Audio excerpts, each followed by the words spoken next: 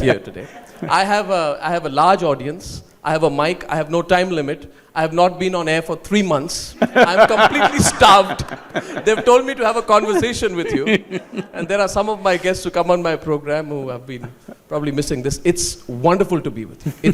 I have spent some time with you one-on-one in the past. We've had conversations. The one thing which I have always found about you is that you're so normal. You're so...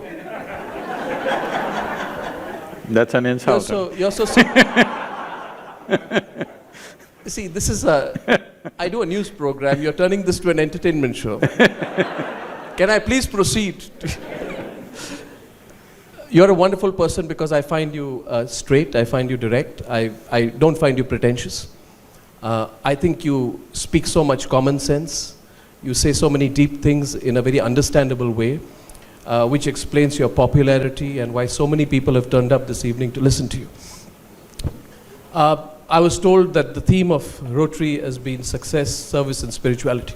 We'll try and start off by talking about that and you can take it forward from there. What is more important? Success, service or spirituality? Choose one of them.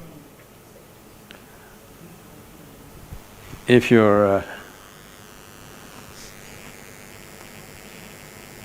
whether you do spirituality or service, you want success in that also.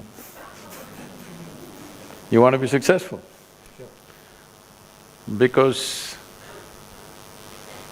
the very purpose of any human activity, whether it's something small that you do or something large that you do, something very simple, as hitting a ball, you want to be successful. You don't want to do it in a goofy way. Even if you blow your nose and want to throw the tissue into the bin, you want to be successful. I'm saying something so silly, also you want to be successful. The biggest human activity. This means somebody else says, you're doing things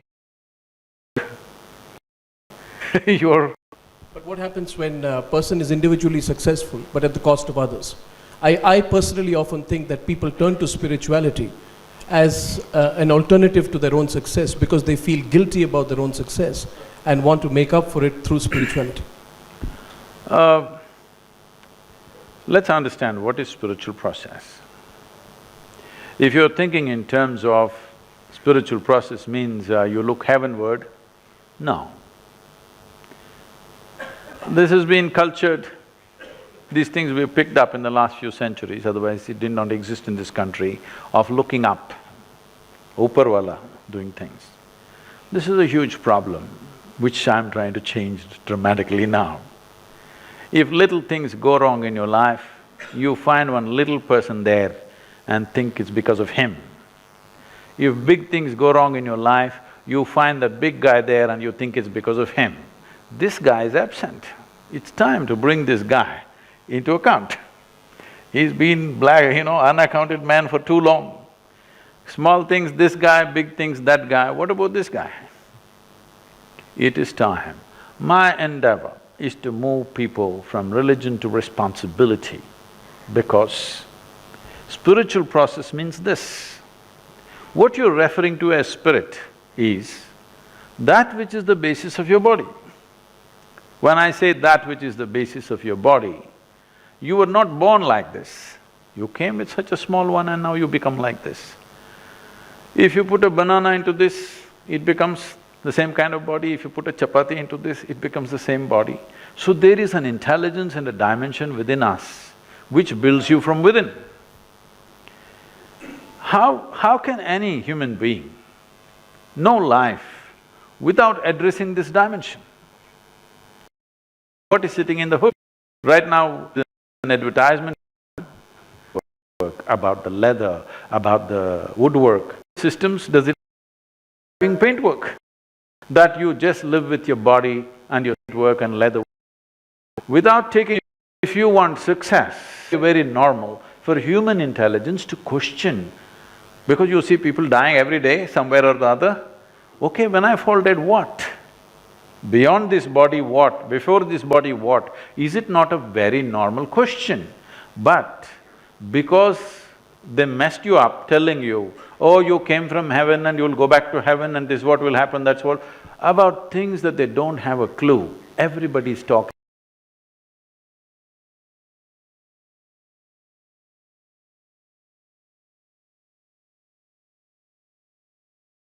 with authority. Because of this, now it looks like somebody has to guide you to a spiritual process. If you bring up your children without a single advice, if you're capable of that, it's very difficult, believe me. You know, when my daughter was just 3.5 months old, she was traveling with me. One hand on her and my right leg is always full down, and I drove across the country and she grew up like this with me till she's 5, till she went to school. Every day we are in a different home, staying with all kinds of people, everybody wants to teach her something. I said, one rule is nobody will teach her anything. No ABC, no 1, 2, 3, no Mary had a little lamb, because I don't care whether Mary had a lamb or not. So you won't believe, nobody taught her anything. By the time she's 18 months, she fluently speaks 3 languages because she's all ears, because nobody talks to her. She just grasps everything around her because nobody is teaching her anything. And she grew up like this, and when she was 12, 13 years of age, one day she came up to me. She just came back from school, disturbed about something there, and she said, you're teaching everybody so many things, you're not telling me anything. I said, well, I don't do anything unsolicited. Here you come now, let's see. So this is all you need to know. So what I want to know is how human you are. Let me tell you, this is how human I am. I haven't finished my question. No. I want to know how human you are, Sadhguru. Because… and the reason I'm asking you this is because very often we want to be guided by people who we feel have transcended the insecurities of humanity. So I want to know whether you're scared of something. I want to know whether you experience fear, and I would also like to know whether you have attachments. Can we start with the first? Let me finish this. This is not news hour, okay? When I'm telling you an answer, you can't ask me another question.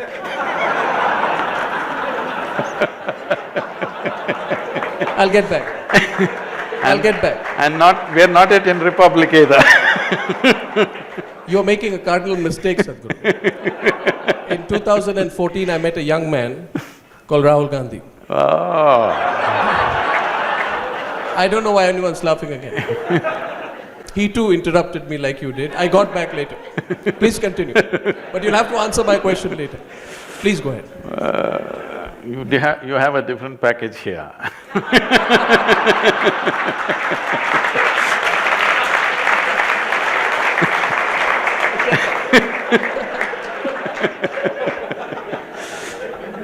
So, I will come to that. I'm very much going towards that. So the girl comes to me and says this, then I say, see, this is all you have to know. Never look up to anybody. She looks at me, what about you, kind of thing. I said, not even me. Never look up to anybody. Never look down on anybody. This is all the teaching. If you don't look up to anything, if you don't look down on anything, you will see everything just the way it is. If you see everything just the way it is, you will navigate your life effortlessly. That's all it takes. Now, how human am I? You just now use the word human, and almost everybody, everywhere I go, they use the word human, always referring to the limitations of being human, never talking about the immensity of being human. Oh, I'm only human. But why are you not saying, I'm human? You're on top, you're the top species on the planet. You're supposed to be on the top of the pile of all the species. Why people are saying, I am only human is because they're suffering themselves like no other creature. Not an ant or an elephant suffers themselves as human beings do. If their stomach is full, they're fine. For a human being, stomach empty, only one problem, stomach full, 100 problems. The reason is this is an evolutionary thing. It's an evolutionary thing that what you call as your cerebral flower, this brain, is new to you. You know, in the evolutionary scale of things, it is a new happening, this intellect. And most people have not figured how to handle it. They're not suffering the world, they're suffering their own thought and emotion most of the time. Why is it? Your education systems did not even teach you how to handle your thought, how to handle your emotion. Now, the moment you say you're human or not, first thing, the next question somebody will ask is, can I pull a gold chain from thin air? Can I do something else? Or can I pull out a rabbit from the vessel? Or can I pull a pigeon out of my pocket? If I pull a pigeon out of my pocket, what will you have? You will have a bird, I'll have a shitty pocket. This is not going to change anybody's lives. I will show you a miracle. I will show you people who are full-on activity, not people who are sitting in some cave. Full-on activity, all right? 20 hours a day, 7 days of the week, we're all on. I'll show you people for 5, 10, 15 years, they've not had a moment of anger, agitation, irritation, nothing, they live joyfully, blissfully. This is the miracle the world wants. This is the miracle the humanity needs. If this happens to you, you will not refer to human as a limitation, you will talk about human as a huge possibility. My question was about whether you need to transcend a few things. I personally think it's all right. It's good to feel fear, it's good to have insecurities, it's good to be attached. But what we are constantly told is to be guilty about fear, to be worried about expressing or being open about… That's multiplying the problem. Now you have fear, now you have guilt. Sadhguru, I listen to you. I still watch News Hour, so what can I do?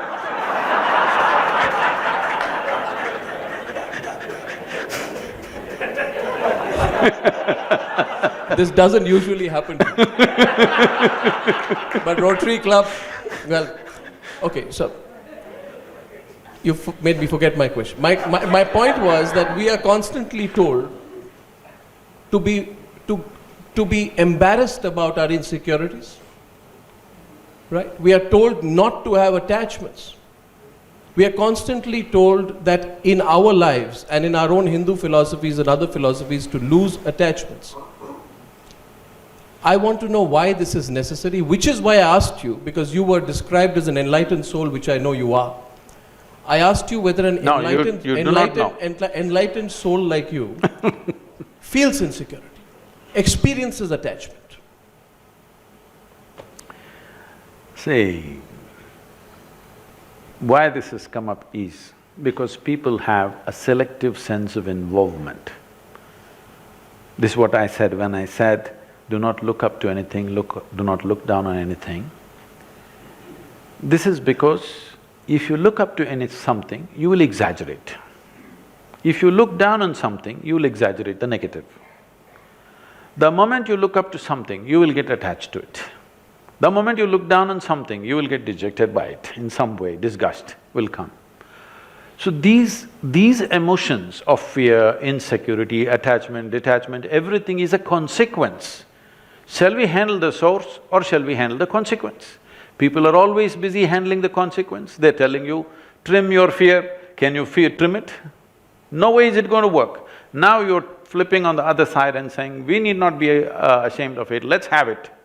Is it a pleasant experience, I'm asking? Is fear, insecurity, guilt, whatever, is it a pleasant experience? If it's a pleasant experience, keep it, it's up to you. If it's an unpleasant experience, is it a choice? I'm asking you just this much. In the world around us, what happens? It's a different issue. World will never happen 100% the way you want it. Even if you're just two people in the family, still it doesn't happen 100% the way you want it. If it's 51% your way, you are the boss, okay? More than that won't happen. But what happens within you must happen your way, isn't it? If what happens within you happened your way, would you keep this blissful or would you keep this fearful or miserable or whatever? You wouldn't do that to yourself, isn't it? At least for yourself, you want the highest level of pleasantness. Though what you want for your neighbor may be debatable, but what you want for yourself is very clear, isn't it? So it's okay to have fear, it's okay to be insecure? No, I didn't say that. It's okay to be attached? I'm asking you, if you had a choice… And what about ego, Sadhguru? Fear, insecurity, attachment and ego. These are the four things, Sadhguru, that we are told to get rid of. Over a period of time, we are told that as you grow older and you learn more in life, you must learn to give away all four. Pardon me? Who is your guru? Who's? Why should I reveal? No, but this is a fact. This is what we are told. Is it necessarily the truth? Let's go one at a time. The ego. Everybody is talking about this. Right now, in any human being for that matter, if they do something wonderful, they'll say, I did it. If they do something nasty, it was my ego. So, Mr. Ego is a fall guy. Whenever you turn nasty, he's always there. But when you do good things, it's of course you, isn't it? I'm saying, let's become straight with life. That sometimes you're wonderful, sometimes you're nasty, sometimes you're joyful, sometimes you're miserable. This is your reality right now. You don't need a fall guy. This much sincerity we must bring into our lives, that what happens from within me is me and nobody else but me. If you come to this much, now if you see you're fearful or you're miserable or you're frustrated or you're depressed, if you see it's all because of me, would you not want to change it? Would you not want to change it? 100%. Now, I want to change it, how? Now you're asking for tools. That is why I'm here just giving you tools for transformation. Because tools are important in human life. As human beings, we are dominating the planet only because of our ability to use tools. Otherwise, probably a colony of ants or a pack of dogs could dominate human species. But we can use tools. The power of tools is such. Right now, if I ask you to unscrew a little screw in this furniture, you may lose all your nails, it'll not come out. You may lose some of your teeth, it'll not come out. If I give you a little screwdriver, it'll come out. So similarly, to handle the inner dimensions, there are tools. These tools, this is the USP of this country, which is all messed up right now, that people have not presented it properly. If I give you tools for transformation, the only thing is to learn to use the tools, that's all. You don't have to believe any philosophy, you don't have to adhere to any ideology, you don't have to look heavenward because you don't know in which direction it is. People are looking up. After all, you're sitting on a round planet and the damn thing is spinning all the time. If you look up, you're inevitably looking up in the wrong direction. Sadhguru, two simple questions. One is, when you experienced what you said, sitting on a rock, and you experienced enlightenment, we spoke about it once. You described it to me. Please don't think it's an absurd question. Why did it happen to you and doesn't it happen to others? A. What did you experience? And what do others have to go through that experience? Are you blessed in a different way? Why did nobody else go through that experience? Everyone seeks it. Well, everyone is not seeking it, nor was I seeking it. I was not seeking it. Tell me about it. I must give you some background. When I was just 4.5 years of age, I suddenly realized that I don't know anything. I don't know anything means I don't know anything at all. To such an extent, if somebody gives me a glass of water, I would be simply staring at the water for hours on end. I know what is water in terms of how I can use it, but I don't know what it is. Even today we don't know what it is. With all this scientific exploration, we still do not know what a single atom is. We know how to break it, we know how to use it, we know how to fuse it, but we don't know what it is. So, if I saw a leaf, I'm just staring at it for 5–6 hours. I sit up in my bed and I'm staring at the darkness for the entire night. My dear father, being a physician, thinks that I need psychiatric evaluation. You also beginning to think.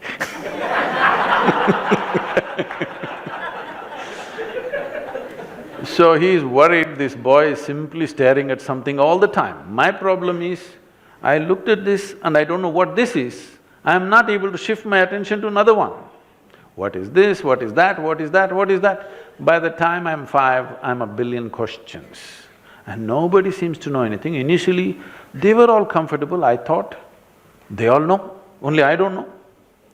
Then slowly I realized, they have made a deal with their ignorance. Ignorance. They've made a deal with their ignorance. They have all decided, this is how it is, we don't know, you don't know, it's okay, we'll all pretend everything is fine. I couldn't make a deal with my ignorance. So I just sat there staring at everything. In this condition, they sent me to school. My mother said, you must pay attention to the teacher. I went and paid attention to the teacher. The kind of attention the teacher would have never received in their life. Initially, I heard their words and sort of understood what they were trying to say. But after a while, I realized, they are only making sounds. This will be very useful. They're only making sounds. I am making up the meaning in my head. When I realized, they're just, hour after hour, teacher after teacher, they come and make sounds and make sounds. I am making up meanings and meanings and meanings. Then I realized this and I stopped making meanings. I just paid attention to the sounds. After some time, it became so amusing, a big smile spread on my face. But they were not amused. Things continued like this. About 8, 9 years ago, the school where I studied over 45 or 50 years ago, they came to invite me for their 125th anniversary. I said, see, why me? Because I was not just a bad student, I was not even a student. I only went there when it was a must. They said, no, no, our school has produced union ministers, our school has produced test cricketing stars, film stars, you're the only mystic, you have to come. So I went. So I go there and stand up in the quadrangle to speak, and I look around, same oppressive buildings. Then I look like this classroom, suddenly it reminds me I'm 12 years of age. And those days I wouldn't speak for many days at a time, because when you don't know anything, what to say? So one afternoon, the teacher is trying to get a response from me. He's asked a question and he's waiting for a response. I simply look at him. I say nothing. He can't make out anything of me. And after some time, I don't even see him. It's like that for me. I know his past, present and future, but I don't hear what he's saying. After 35–40 minutes of this effort, he got so mad with me. He came and held me by the shoulder, shook me violently like this and said, you must either be the divine or the devil. I think you're the latter. I was not insulted by this or abused by this. My problem was, what is this, what is that, what is that, what is that? One certainty was there, this is me. Suddenly this guy confused me about this also. I looked, is this divine, is this devil, what the hell is this? I thought this is me, this was okay till then. Suddenly I didn't know what is this. So I tried to stare at myself, it didn't work, so I started closing my eyes. What was minutes then went into hours, went into days, and that is my spirituality. And then what happened? By the time I'm 15, I'm almost ready to leave home for an armed struggle.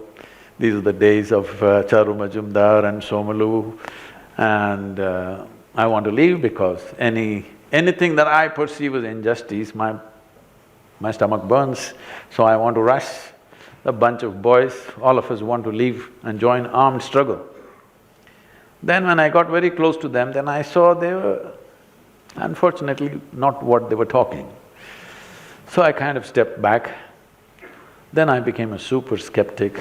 I grew up in Dostoevsky, Camus, Kafka, this kind of stuff. Skeptical about everything. But one thing was eating me, that is this billions of questions, and they started growing. The number of questions went on growing as my Intellect grew. No answer. Then the only answer I found was to travel. So initially I cycled across South India, then I motorcycled across India, I crisscrossed India many times, all over the place. Then when I was 19 plus, I just, I've been riding since I was 11 without a license. But by 18, the day I became 18, I went and got my license within a week's time. So suddenly I thought I'm super empowered, I can go where I want. Then I came to Nepalese border and then they stopped me and they asked for a passport. I didn't know what it is, you won't believe, I was nearly 20, 19 at least. I did not know what is a passport, I thought my license will get me everywhere. Then that was a kind of a realization, I thought, okay, I can't cross these lines. So I went back, determined to get myself a passport and some money so that I'll travel forever, because the only thing that cooled me down from these questions was, I was moving. I rode across the country alone by myself, simply, not going anywhere in particular. I saw India like very few people would have seen India, in a completely different way. I just walked into villages, just knocked on a door and said, I'm hungry, and they fed me without asking my name, where I come from. Sometimes I was tired, so I slept in their homes. Next day morning I left without asking their name, who they are. But that imagery, those people, those emotions, that stuff, I think it hugely enriched my life. And the terrain, I can run that terrain that I've seen, thousands of kilometers of terrain, is like a video in my mind. I can just run it in my mind and just enjoy India just like that. Not some great monuments or something, just a tree, an outcrop of rock, or this or that, like that. This is how I remember everything, because I never think in words. Even today I think only in pictures and images, not in words. I think that's what keeps me very, very entertained by everything that I do. So then I thought I should make some money and got into business. Became far more successful than people would expect in a short period of time. And everybody started clapping their hands, you're doing great and wonderful. But I was doing all this to get away from everything. But as success came, I try to put one finger, then all the 5 fingers went, then all the 10 fingers went, it'll go right up till here. I think those highly successful business days probably was the most wasted days of my life, because there was no exploration. I did variety of things. I started half a dozen small businesses which all started growing, which people would think is success, but when I look back and see, those 6 years of my life are probably the least creative part of my life. Why did you do it? I thought I'll make money and ride away. Why did you want to make money? To ride. To ride? Yeah, to fill the gas. To put gas in the tank all the time. Because right from the age of 12, 13, I've been riding cycles across South India. After that I've been on the motorcycle, I don't know how to… You need gas. So I thought I need money to really go away. So it caught me up, and then one afternoon, it's in Mysore city. How many of you are familiar with Mysore city? Okay. There's a little hill called Chamundi Hill. There is a tradition in Mysore, at least there was at that time, for the youth. If we fall out, we have to go up Chamundi Hill. If we have nothing to do, we went up Chamundi Hill. So that afternoon, between 2 business meetings, I just had about an hour and a half. Without even thinking, I just rode up Chamundi Hill. I have camped there, I have trekked this hill right from my childhood, I know this too well. So I park my motorcycle, climb up and sit on that now famous rock. But I'm telling you, the rock is not special. It's like the Bodhi tree, the tree became more famous than the Buddha. So, I just went and sat there, my eyes were still open. And suddenly I did not know which is me and which is not me. Till that moment, it was always very clear, this is me, that is somebody else. I have no issue with that somebody, but this is me and that's somebody else. Suddenly I did not know which is me and which is not me. What was me was just everywhere. The very rock upon which I was sitting, the air that I was breathing, the atmosphere around me, everything had become me. I thought this madness lasted for about 10–15 minutes, but when I came back to my normal state, it was about 4.5 hours. My eyes were still open. For the very first time in my adult life, tears. Me and tears were impossible. I lived like this. But tears to a point, my shirt is all wet. And every cell in my body is bursting with ecstasy. When I shook my skeptical head and asked, what is happening to me? The only thing that my mind could tell me was, maybe you're going off your rocker. Then when I shared with my closest friends, something is happening to me, it's too fantastic. That, come on, what did you drink? What did you pop? I saw there was nobody around me, nor anything in my mind to tell me what's happening to me. All I knew was, I've hit something which is a gold mine and I don't want to miss it for a moment. And I just discovered this. If I just sit here without messing with my thought process and my emotion, my entire system will burst out in ecstasy.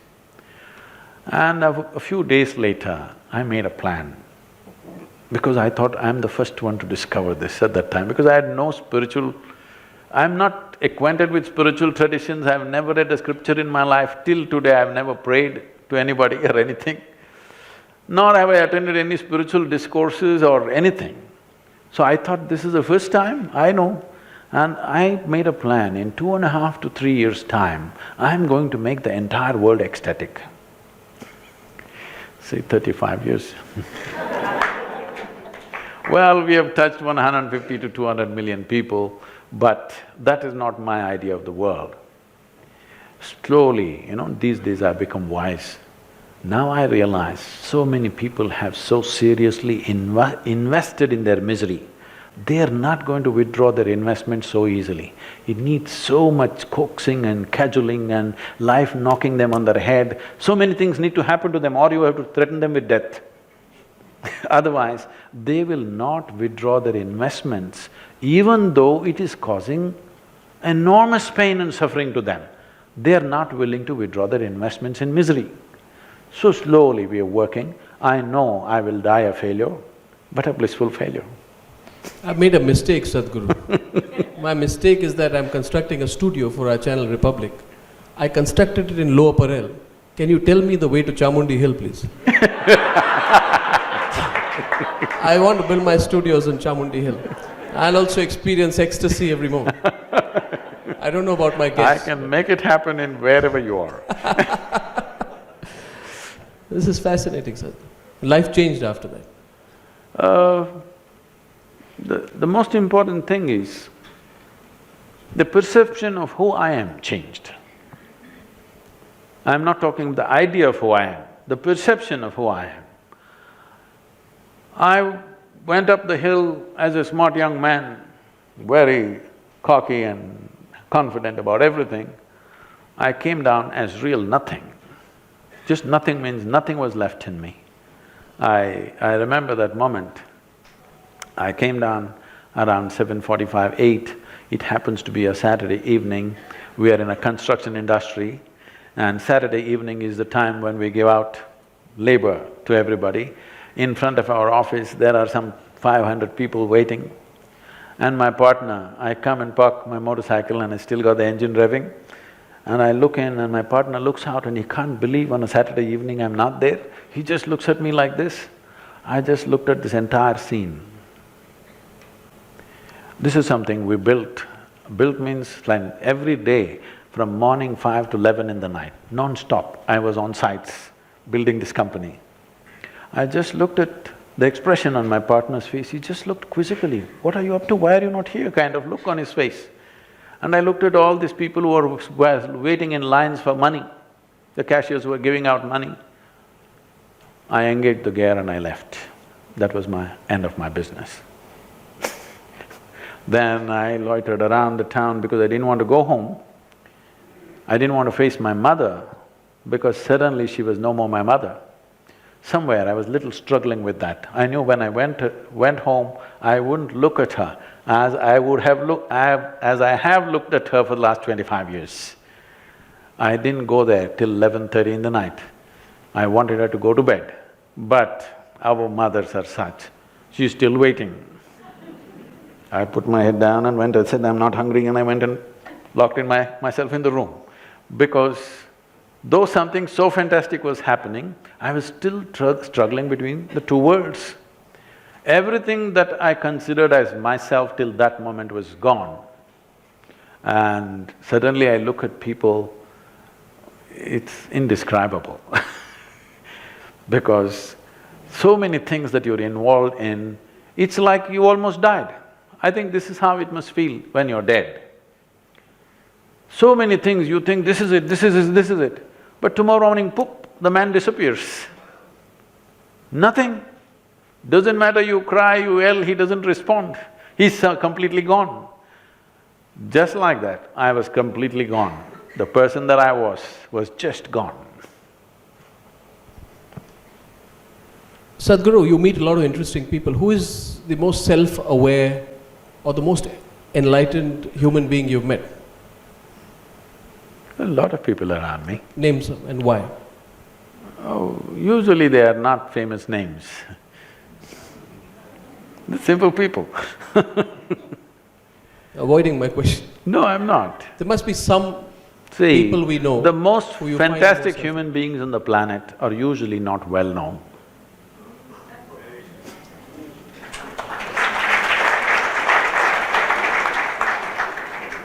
Because getting known in the world is a different business. Being wonderful within you is a different business. I'm doing everything possible to marry these two. What do you think about the state of the nation?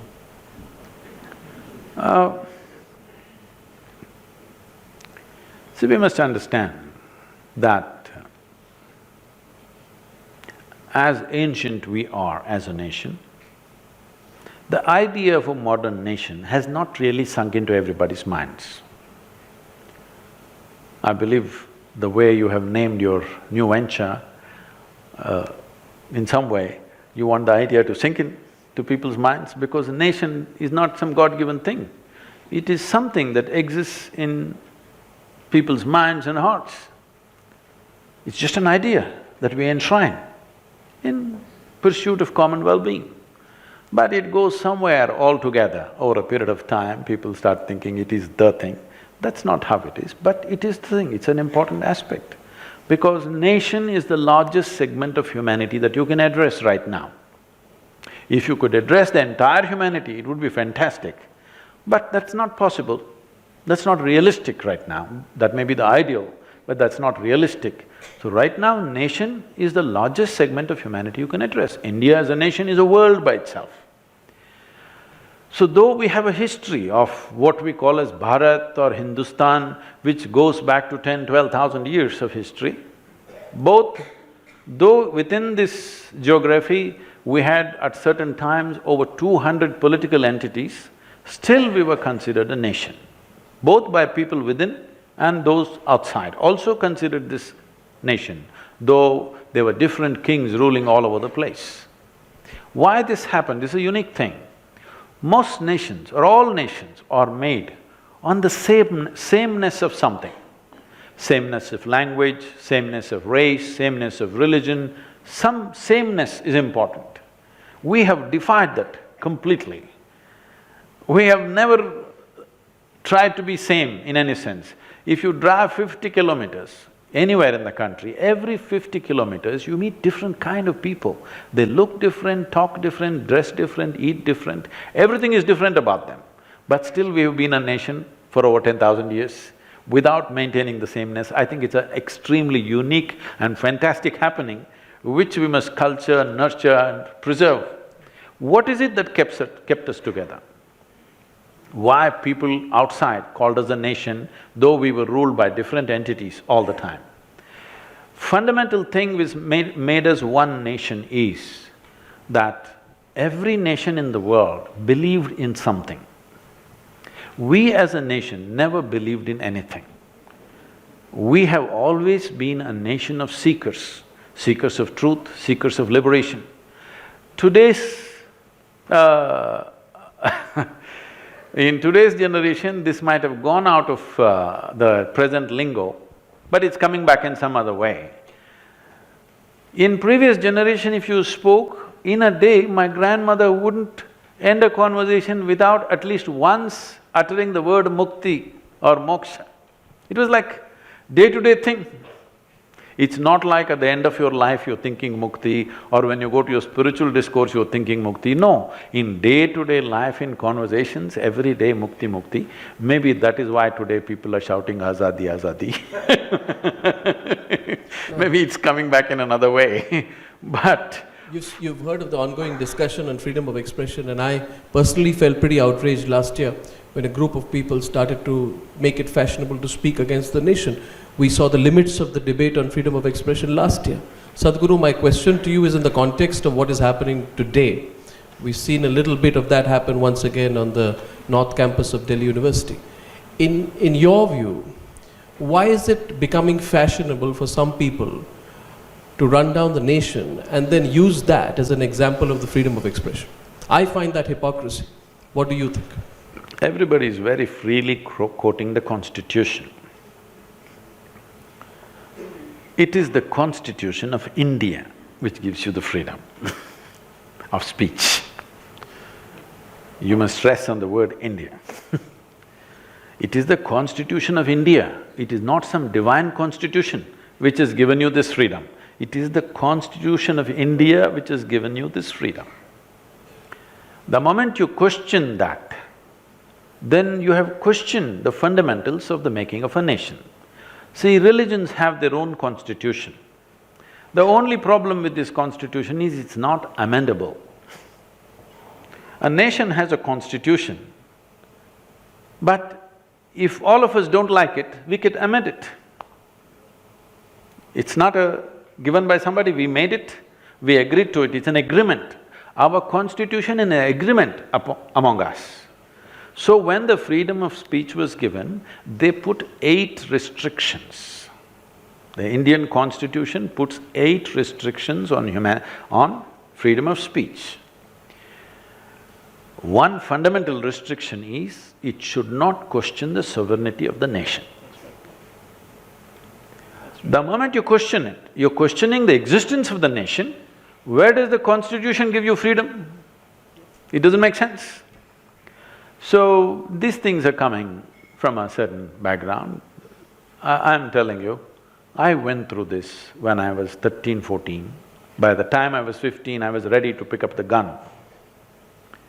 Because they have fiery talks every day, you know. Very insightful, not insightful, very inciting kind of talks. So fired up that you want to do something. And when you're young, you always think, violence is the solution. Those people who are talking about peace, they don't believe in it, they believe in violence. The moment you talk about breaking up something, there is going to be violence, whether you like it or you don't like it. If you don't have to go that back far in history, if you just go back to 1948, when the country was broken, because we didn't have the courage to fix it, we broke it, we're still bleeding. 500,000 people died, endless amount of suffering people went through, and still there are colonies both here in this country and that country which are still not sorted out. Yes? Still, even properties are not settled 70 years. How long do you think is human lifespan? Are we going to live for 1,000 years, that we're going to settle our problems over 70, 100 years? Still, both the nations are bleeding. When I say bleeding, don't think only of the human blood. What is the kind of investment we are making in our armed forces? Only because we broke this country, isn't it? Otherwise, everything could have been focused on the well-being of the people. I'm not commenting on this. Just recently when I was just reading the newspapers, I saw $28 billion for a missile defense system from Russia we're buying. We are buying much more. But I'm just saying, $28 billion, when I think about it, we could educate every child in the country, we could nourish every child in the country, we could do so much work. We could make sure people in this country live well, but we cannot do that right now, simply because we broke the nation. So if you talk about breaking it further, this will go on for centuries, because breaking will never be clean breaking, it'll not happen like that. When you break, somebody will be this side, somebody will be that side, so much human suffering, resentment, hatred, which you cannot solve. This line that was drawn just 60, 70 years ago, can you believe it is only 60 years? The level of hatred we have for each other. You can't cure this, isn't it? So, breaking is never a solution. It's better to sort it out. Whichever way it comes, better to sort it out. For that we have a framework which is called the Constitution. Constitution, I'm repeating this, is not a divine document. It is an agreement between you and me, so that in every step that we take, we don't collide with each other. Yeah. This is the law that we will follow, that's all. Yeah, I agree with you. I'm so glad that you have made your position so abundantly clear on this subject, because I don't know why people are conflicted, Sadhguru. Some people say they are conflicted even over issues such as whether you need to stand up for the national anthem.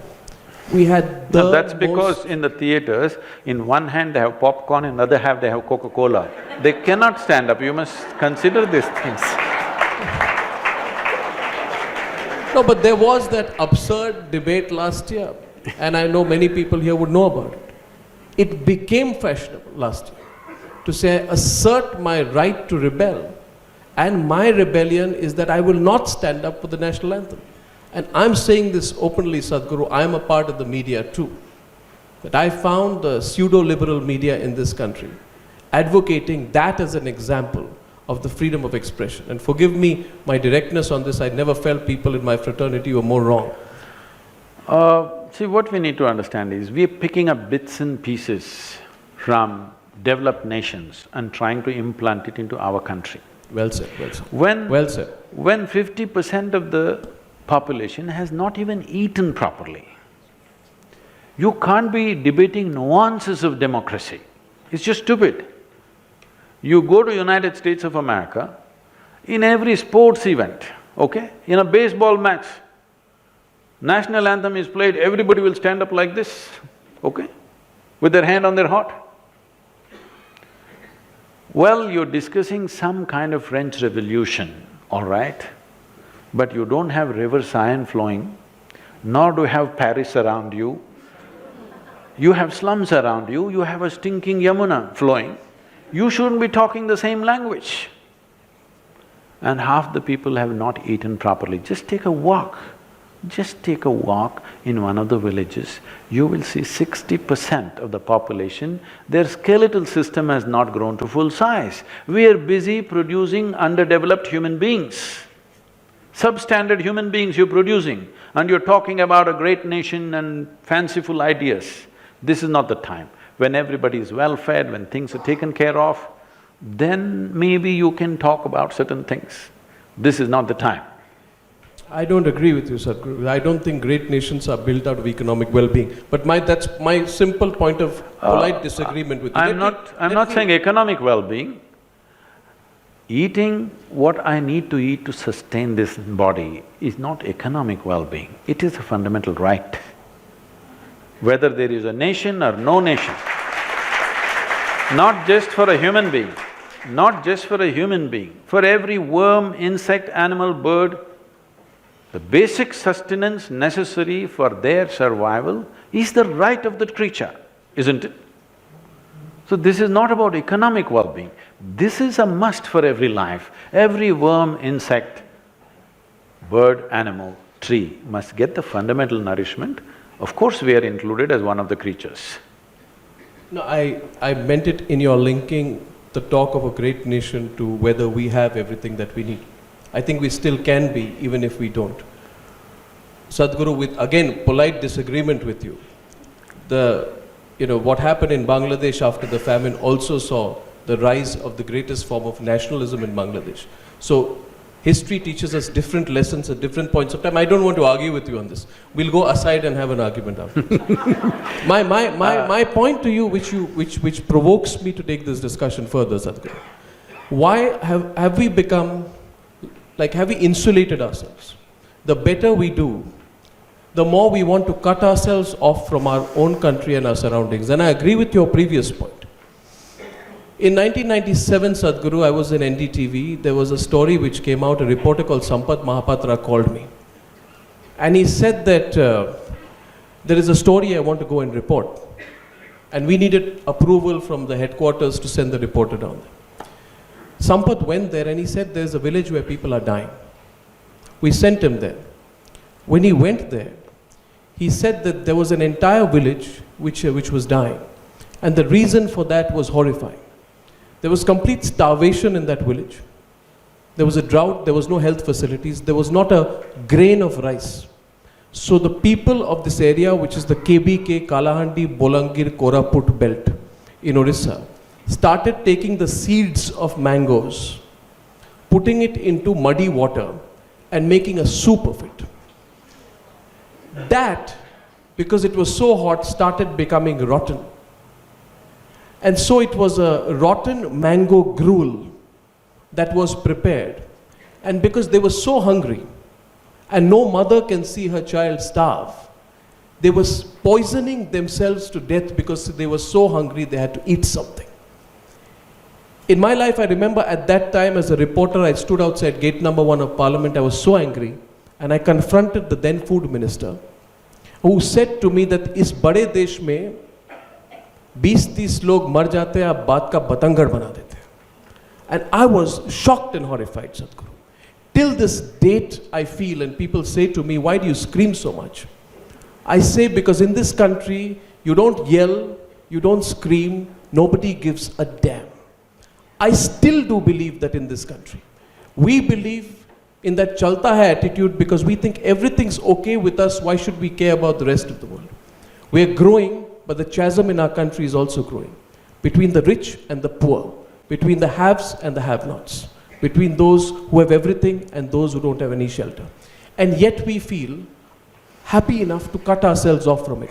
Is it true that we spend a large amount of our time cutting ourselves off from our own country?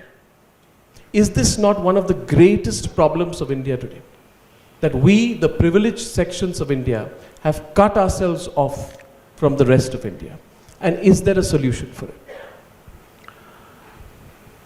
See, the question is not about the disconnect between the well-to-do and the not-so-well-to-do or the impoverished regions of our nation.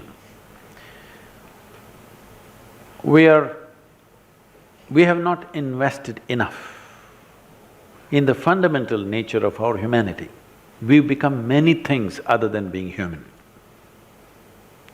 If you sat here as just a human being, it would be very natural for you that your heart beats for everything around you.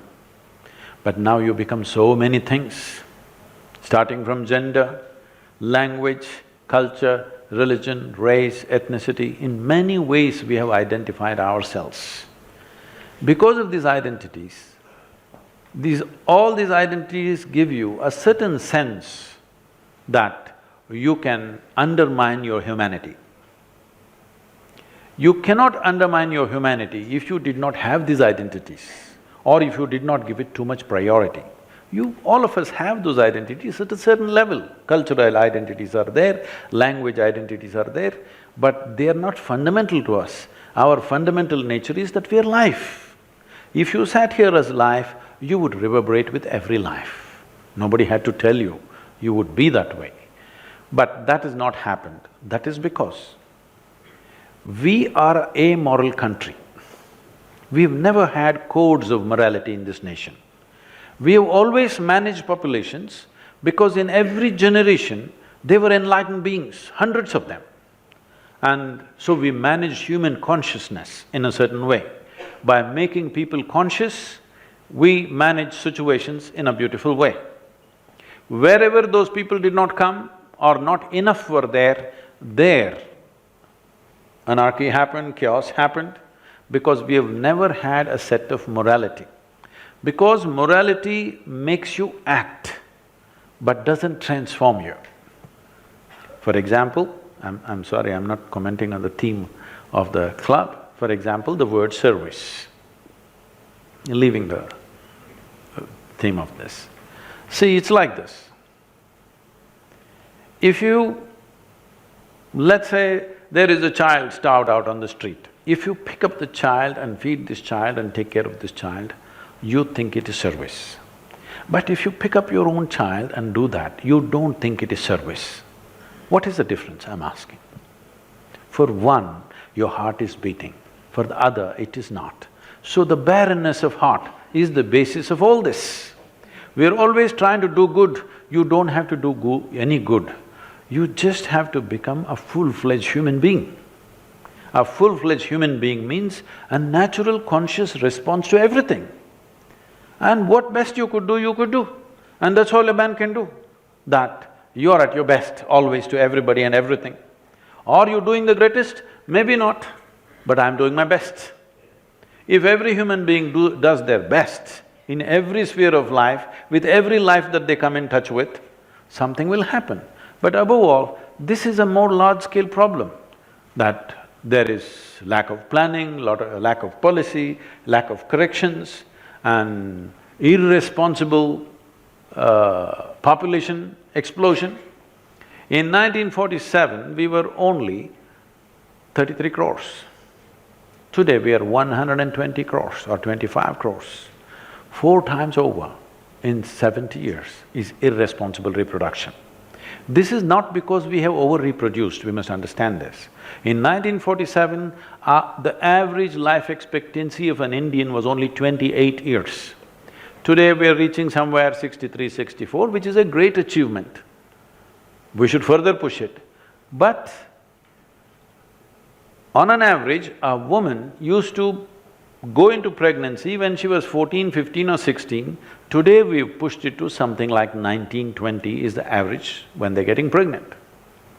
So by the time she's 65 or 70, there are 4 generations behind her, or 3 generations behind her and 1 or 2 generations ahead of her.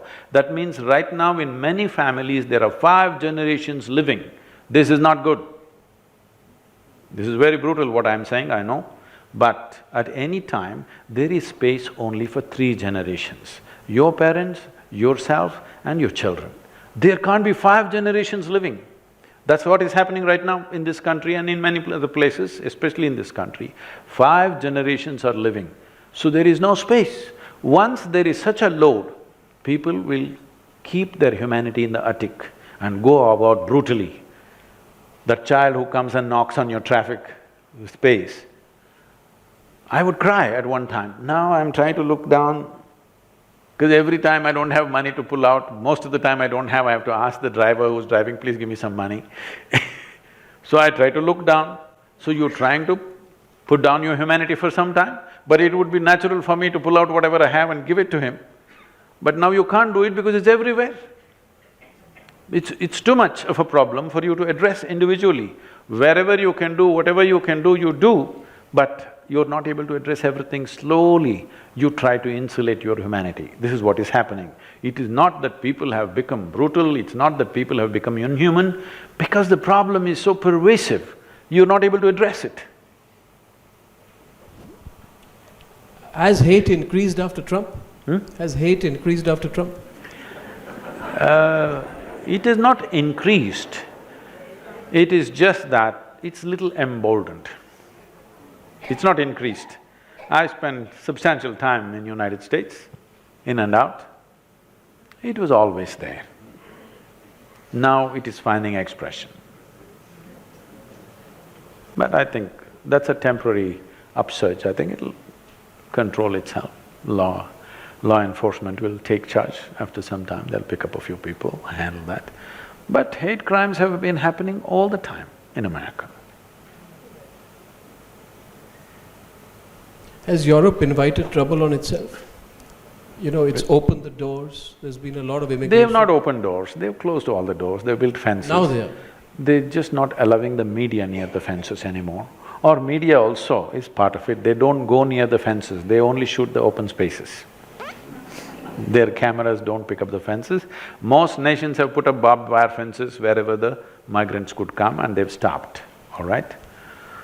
You can't blame them either because they're coming in millions.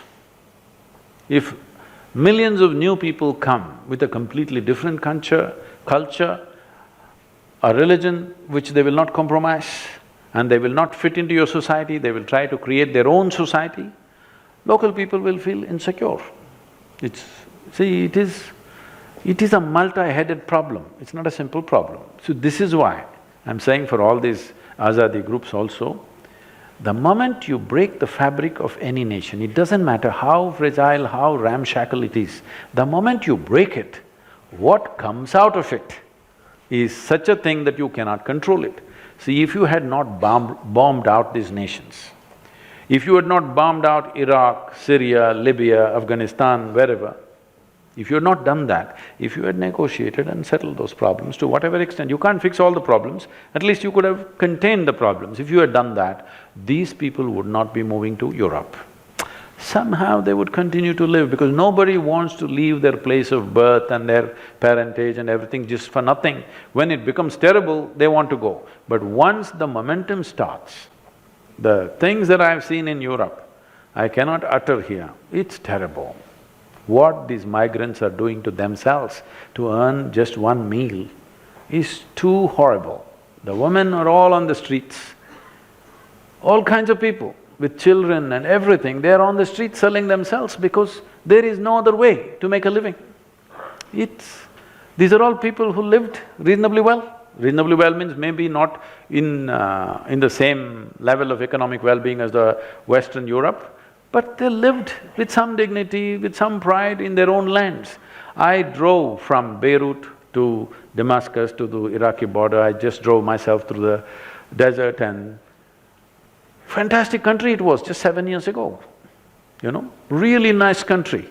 Particularly this city, Aleppo city, which is an 8,000-year-old city, this city was built on taxes levied on Indian traders. So you must assume, what is the level of trade that was happening between India and Damascus and Jerusalem was such, just by the taxes that the Indian traders paid, they built a city, a living city, 8,000 years old, one of the most beautiful cities, if you ask me. Today when I see on the news channels Aleppo, it's… what is it? Is this a solution for anybody? So, you may have whatever, people earn Nobel Peace Prizes, but this is the kind of solutions they offer to the world. There was no need to do these things, there was a way to negotiate because of the simplistic, moralistic attitude that you have, that this is a good guy, this is a bad guy. This is basic stuff, good guy, bad guy business. And millions of people, over 1 million are dead, over 10 to 15 million are homeless. Nobody is counting these numbers really properly. But what's happened to Aleppo when I see on the screens, I can't believe it. This is a city that I enjoyed so much just 7 years ago. And the people were so wonderful. I'm not quite sure, you quickly passed through my question when I asked you about what happening in America, and you glanced it through and you said that it's a temporary phenomenon. No, I'm saying Sadhguru, nothing has changed as the news channels are trying to project. Suddenly America has changed, become a cauldron of hate. It's not true.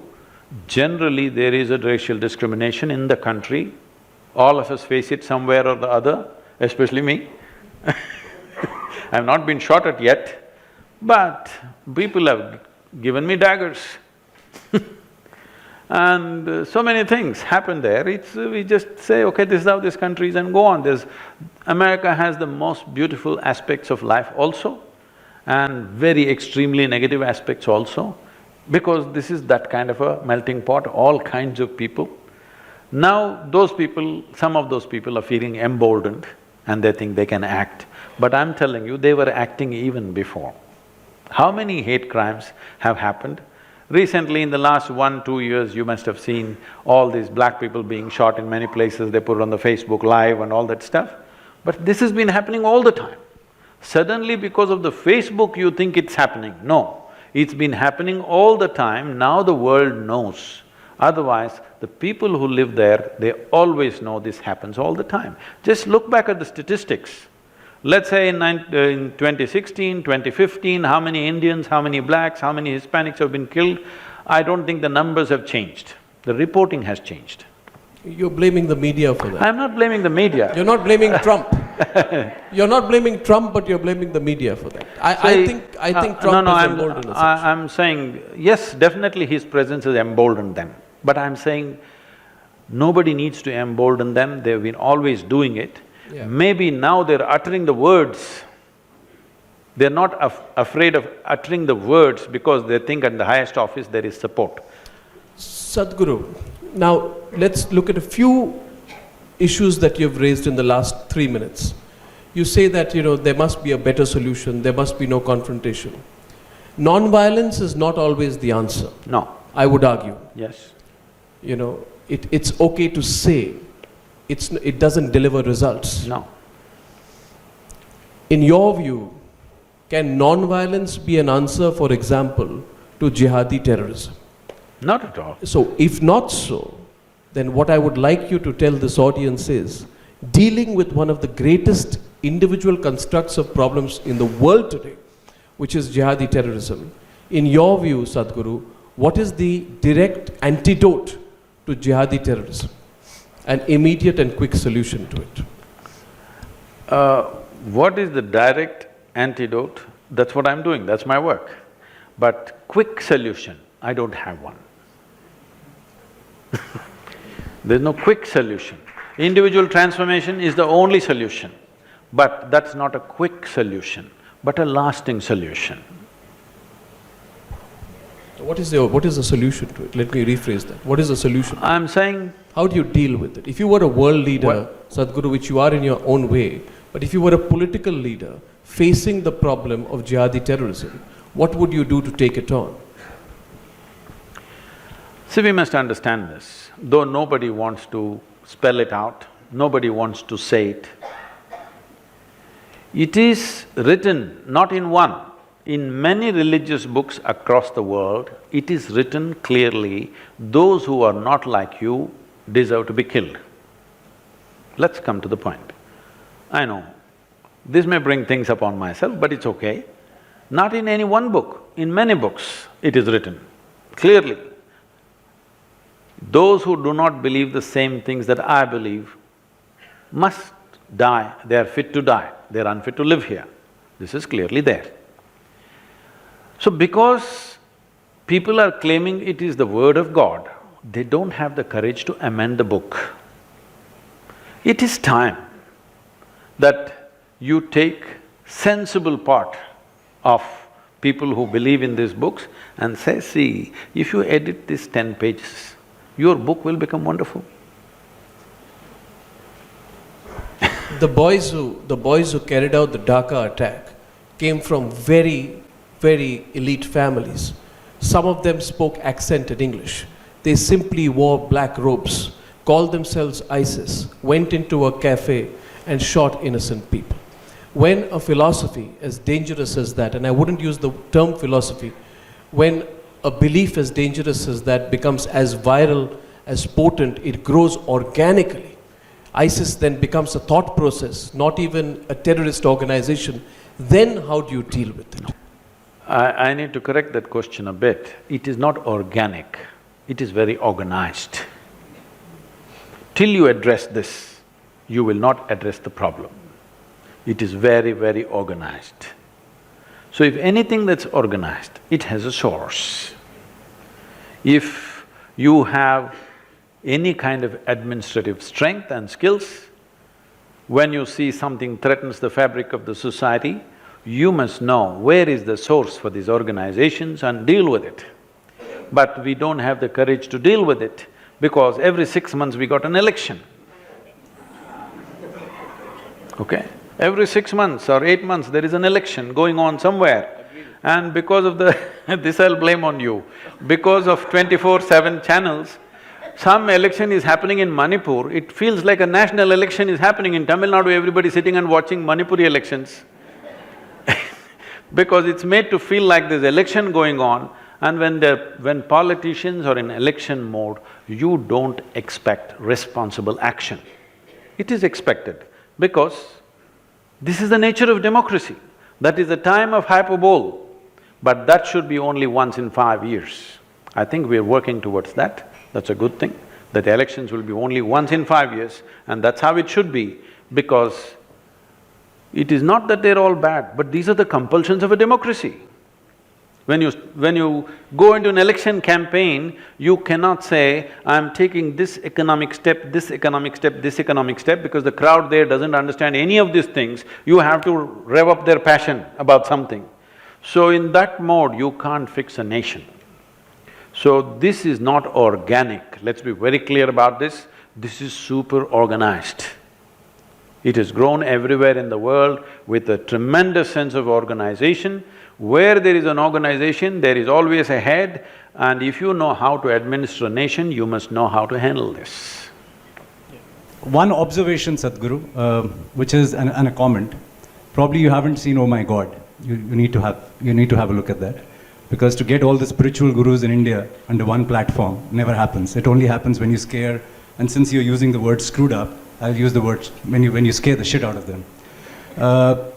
But coming to the serious part of it, I consider you, and I want to give a disclaimer. I really don't. I have a spiritual sense within me, but I don't really follow any spiritual guru. And therefore, when I actually went through internet and heard a few of your interviews in conversation, I found in you a very logical person, a person who is practical, a person who is scientific in his answers, and therefore, there was a connect. But there were two things which actually broke that connect, and there's a disconnect, and I hope you can mend that today. Which is, when you talked about, and maybe I got it wrong, so therefore, if you could just kindly explain what you meant by that. That certain women don't need to enter certain temples. Or maybe women in certain temples need to need to stay out. So that's one. And the other is the recent one, where in Jallikattu, you talked about fundamental rights of animals and birds and everything. But in Jallikattu, you supported the other side of it. So why was this? And since it was kept political by Arnab, most part of it, and I think many of us out here were wanting to hear the spiritual side of you, so I'm following it up with a political question. So we must understand this. There are two reasons. Those people who are propagating certain things, and also there is a certain unfortunate discriminatory process, but essentially, culturally, this nation, before invasions and other things happened, this nation did not have a big discriminatory process between men and women. You look back on the ancient societies here, there was absolutely no discrimination. Most of the country was matriarchal. They obviously, because this is… you must understand, many things today are common between men and women, not because of liberalism, simply because of technology. Technology has leveled the ground in many ways. Your muscle doesn't mean as much as it meant 1,000 years ago. When human beings were doing everything with their body, man's muscles were important. So he dominated the world in a certain way. Once technology came, your muscles, if you have a lot of muscles, we'll give you a menial job, we're not going to make you the boss here. So because of that, things change slowly. But in the spiritual dimension of this country, there never was any discrimination. You must understand, if you don't know this, as per the Hindu norms, a Hindu man cannot go to heaven without his wife. How nice is that? There are no other apsaras and other whatever, they are not waiting there. You have to go there with your wife. You decide whether you want to go to heaven or not, that's up to you. But a Hindu man cannot go to heaven without his wife next to him. She has to be there. So these are different ways this society addressed this. But when the invasions happen particularly, first thing that they're going for is your wife and your daughter. That's the first thing that people will take away.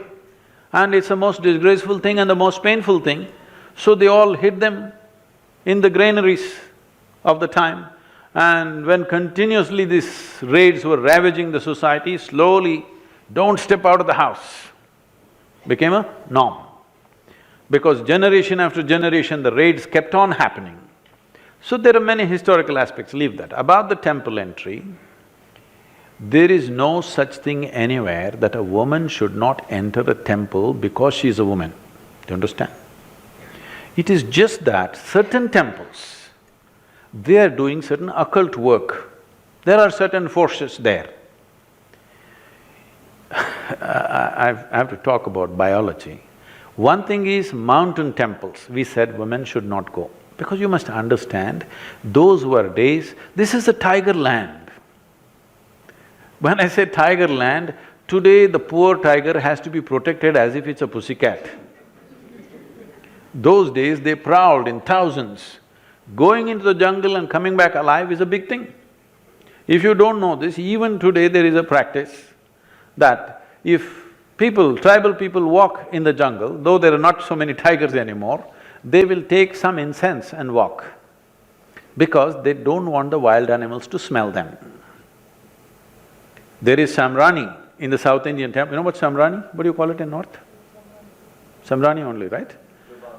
Yeah, either they burn it or they smear it on their body and walk so that the wild animals, the carnivorous animals cannot smell you. It is no more relevant because there are not so many left. But at that time it was really tiger country. So the very nature of woman's biology is such that a carnivorous animal will always smell out a woman much more easily than a man. Especially at certain times of the month, it will definitely smell her out. So they said, mountain temples she should not go. All the mountain temples, they're restricted. Now those things are gone, women are equipped in a different way than the way they were at that time, and the wildlife is scant, it is very much possible to go. The other kind of temples where they were asked not to go were where they're doing occult work. When they're doing occult work, I'm telling you, whether you like it or you don't like it, maybe you're liberal, but you don't know the fundamentals of nature. The nature is such that when you do certain occult work, a woman is more susceptible to damage herself in such situation than a man. Even for a man, if there is any injury in the body, they won't let him into that place where they're doing occult because it will affect him. So, this was done with a certain care and concern, not as a discrimination. Today you're taking it up as a political activism and thinking everybody should go to everywhere, it's fine. Then the thing is, you should not do that kind of work because it'll be harmful. Even today in this country, if a woman is in early stage of pregnancy, we won't allow her to come to the funerals. Do you know this? It is a very sensible thing to do. It is not discrimination, it is protection, not just for the woman, but for the child that she carries. It's very, very important. If you do not look at life the way it is, how the life forces function, how it is best for us to be, and if you just talk about social equality, then you will do silly things which will only, in the end, make the woman suffer. But now it's become political activism, probably those temples are not doing any occult of any great strength, so maybe it doesn't matter, that's a different matter. But if you're talking politics, if you're talking about equality, there are only two places where you should be even concerned whether somebody is a man or a woman. What is in somebody's pants is not your business. Only in bedrooms and bathrooms you must be concerned about these things. Sadhguru, if I may, completely, totally, 1000% disagree with you. I have… in this country, the problem has been that a lot of people take upon themselves the responsibility of protecting women. Let me give you my perspective, Sadhguru. You see, in this country of ours, at one point of time, it was also told that sati is tradition. So we must… Shall I clear that? Now you raise something, shall I clear that? Let me complete the one. The second point is, there are no tigers who are going to eat women when they go to Shani Shignapur or Sabarimala. By your own argument, there was a rationale, you say, for not letting women, a logical rationale for not letting women into temples earlier. That rationale doesn't exist today. It doesn't, that's So what then I'm saying. So then change the rules, which have been created. I'm saying just that, where it comes from and where when situations change, we have to change the norms accordingly, that's what I'm saying. So Sadhguru, And anyway, No, Sadhguru, see, look at how unfair this is. In this country, there are women who can be divorced on WhatsApp, with triple talaq, on WhatsApp. that's another matter. No, it's the same matter. In this country, you must understand the sensibilities of people today. They are going to question what is injustice. Definitely. A woman is being kept out of a temple because she is told that she is impure. By the definition of what is pure and impure, if it doesn't apply in today's context, then we need to give voice to that. All I'm saying to you, Sadhguru, is another point of polite disagreement with you, and we will never agree on this point. We'll come to the agreement, disagreement. Is that things have changed? I know this personally, Sadhguru. I have some understanding of the pulse of this country. We did a campaign called The Right to Pray. I wish, Sadhguru, you were there with me when phone lines were opened, when people, men, women, children from all over the country called up and said, what happens in Shani Shignapur, Haji Ali or Sabarimala is unfair. That is a perspective which must be understood. That's all I'm saying. Please, if you… But we'll the go thing into is, I another know you are in a certain profession where you only ask questions, but you must listen to what I'm saying. No, Sadhguru, let me tell you one thing. Let me finish. You asked a question, right? No, Sadhguru, let me tell you one thing. Please understand that the logic is also understood by people, and the right to question what is wrong is essential to my profession. Yes. The day I stop questioning what is wrong… I'm not questioning that. Then I will not be true to my I'm not questioning that. But I'm telling you, please, because what is simple, basic logic and in how many ways life happens are two different things. Whatever we did to protect from wildlife and stuff is not relevant anymore because women are not in the same condition, they're equipped in many different ways. Going up to hill temples would be very much possible, that's not an issue at all. But where there is genuine occult, I would still not send my daughter there or anybody that I know, because this, even for a man, if he's in a certain condition, it'll affect him if he's not of a certain nature. But woman is much more susceptible to this. Is such a thing happening in a temple or not is a questionable thing. But this is not about protecting a woman from somebody, because this is the nature of our biology, we cannot ignore it, all right? Now, talking about sati, nobody can endorse such a thing. Talking about 3 words will dismantle your marriage because 3 words may happen in moments of anger and disagreement and something and it's over, this is another thing altogether.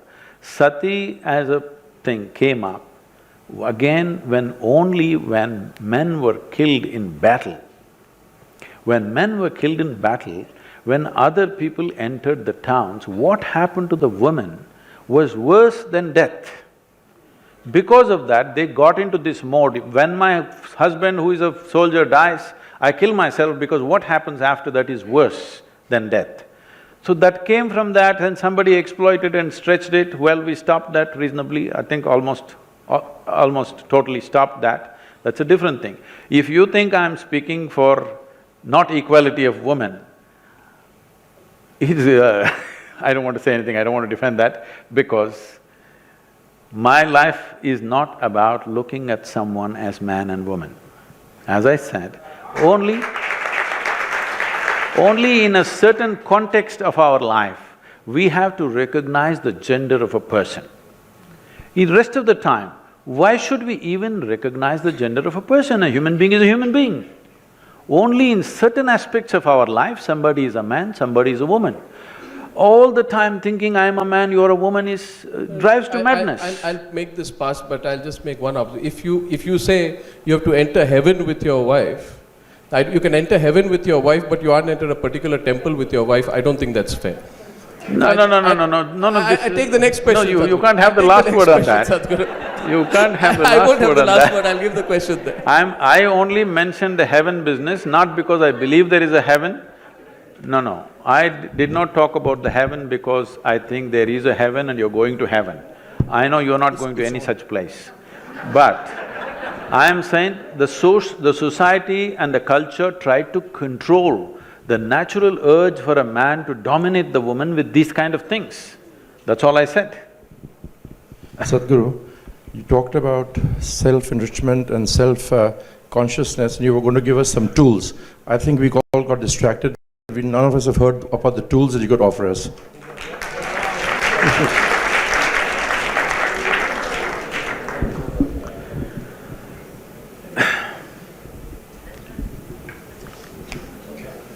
So it's like this. The nature of your existence, your experience and your perception is right now like this. You know that you're here right now because you can see, you can hear, you can smell, you can taste and you can touch. Suppose right now you just dozed off a little bit. You're still very alive and everything is going on here. But if you doze off a little bit, first thing is I will disappear, for sure. If you doze some more, everybody will disappear. If you go more, even you will disappear. This is the nature of human experience.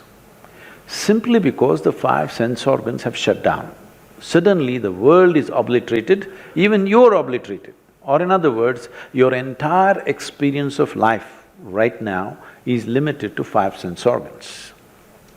These sense organs, in the very nature of things, cannot see anything the way it is. They can only see everything in comparison. You know what is light only because you know darkness. You know what is sound only because you know silence. You know this only because of that. Because, see, right now if I touch this, my hand says this cup is cool. No, it is not so. It is because of the way my body temperature is, I'm thinking this is cool. If I lower my body temperature and touch this would be warm to me. So your entire perception is by comparison. Perception by comparison is good enough for survival process. It is not good enough for knowing the nature of life.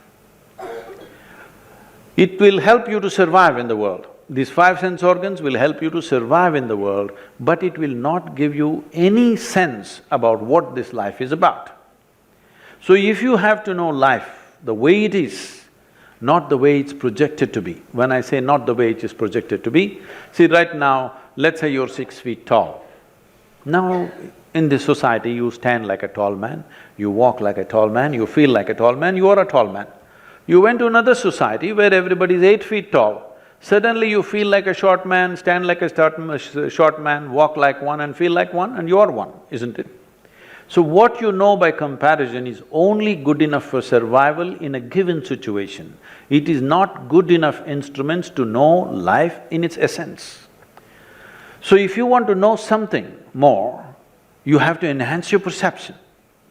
Right now, everything that you carry in your mind as information is all these comparisons and half bits and pieces. When I say bits and pieces, right now you can see this part of my hand. That means you cannot see this part of my hand. This is not just with my hand, even if you take a grain of sand. If you see one part, you cannot see the other part. This is the nature of human perception. When this question came up, when Arunabh asked this question some time ago, when I was a child, I stared and stared, trying to bend my perception around this because I can see only a part of it. How to see the other part? You won't believe this. By the time I was 11 years of age, I would walk in the jungle alone by myself for 3 to 4 days till my bread lasted, alone. And I learned to see in the dark absolutely as good as the animals. And not just walking, I caught dozens of snakes in the dark. They couldn't believe that I can see as good as them, but I could pick them up because it is just a question of enhancing your perception, and a human being is capable of this because on this planet, we have the most evolved neurological system. But because of cerebral activity which is new, evolutionary scale, it is a new happening. Because of that, we are too enamored with our thought and emotion, we don't feel so many things. But actually, you have a better neurological system than any creature on this planet. Do you agree with me? But if you want to smell something out, you'll bring a dog. If you want something else, you look at something else, because they don't have this thought process. They're able to just be keen on how they perceive their senses. But human beings' ability to sense anything has gone down because they are completely going on with their own thought. Their own thought and emotion keeps them busy for their entire life. Their psychological reality has overshadowed their existential reality. This is the biggest problem. So when we talk about life, we are not talking about a psychological space.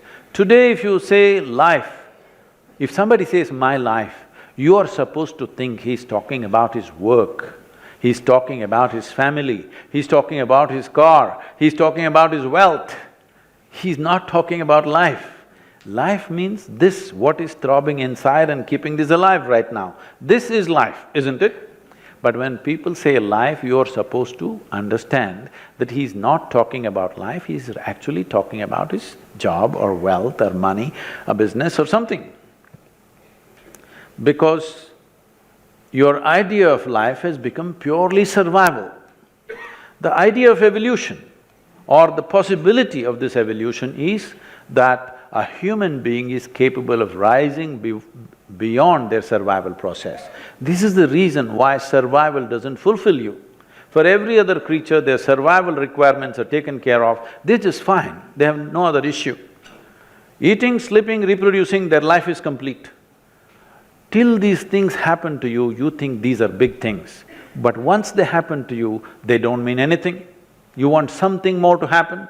If that something more happens, you want something more. If that something more happens, you want something more. If you look at this, what you want is not more, what you want is all. And if you want all, you should not go by extending physical boundaries, because physical can never be all, isn't it? You're desiring for the infinite, but you think you will get there by counting 1, 2, 3, 4, 5. No, you will only become endless counting. You will only become endless counting. Now, because we are looking at everything in comparison, in many ways we have fragmented the world, even our own species between men and women, and everything is divided because we are perceiving everything through sense perception, we don't have a life perception. So if you have to transcend the limitations of your senses, it is not that senses are bad, without that you wouldn't even know that you exist. Senses are fundamental, without it you cannot survive. But once you're human, survival is not good enough, something more needs to happen. For that something more, some striving is needed. You must look at this properly. Anything in your life which is about survival has come to you just naturally. See, suppose you got lost in a jungle as an infant, no contact with any human society. Something edible came in front of you, would you first try your ears, then your nostrils, then your eyes and accidentally find your mouth? No. Anything concerned with survival, you just know, isn't it?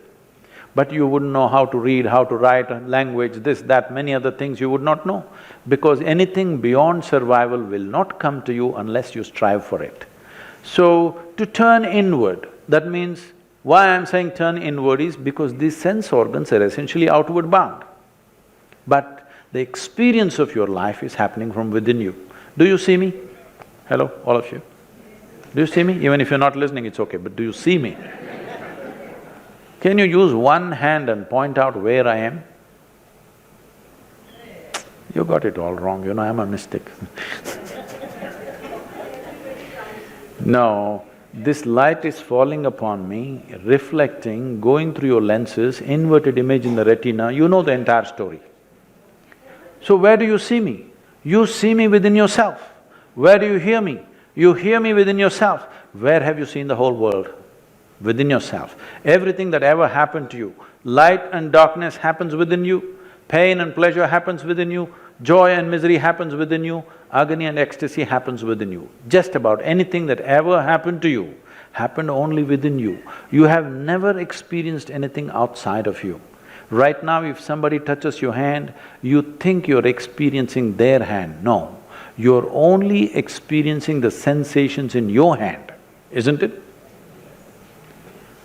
Now, your entire experience is within. When it is so, what happens within you, at least what happens within you, must happen the way you want it, isn't it? If you happen just the way you want it, would you keep yourself in the highest level of pleasantness or unpleasantness? Pleasantness. The choice for yourself is definitely pleasantness. What you want for your neighbor may be debatable, but what you want for yourself is very, very clear. But that one thing is not happening. Why I'm talking about pleasantness is, there is substantial medical and scientific evidence today that if you remain pleasant, without a moment of anger, anxiety, irritation, agitation, nothing, for 24 hours if you remain like this, they are saying your ability to use your intelligence can go up by 100% in 24 hours' time. So, pleasantness or joy or bliss is not a goal by itself, it is a fundamental necessity. In the sense, only if your experience of life is pleasant and if there is no fear of suffering, will you walk full stride. Otherwise, fear of suffering will always cripple you in so many ways. But today it's become like this, people… well, even spiritual leaders are going about talking, saying that peace of mind is the ultimate goal of life. Such people will only rest in peace. I was to speak at Tel Aviv, and I'm flying out of Atlanta in United States, and I'm to land there at 11 in the morning and speak at 6:30 in the evening. I end up landing there because of some flight delays at 6 in the evening.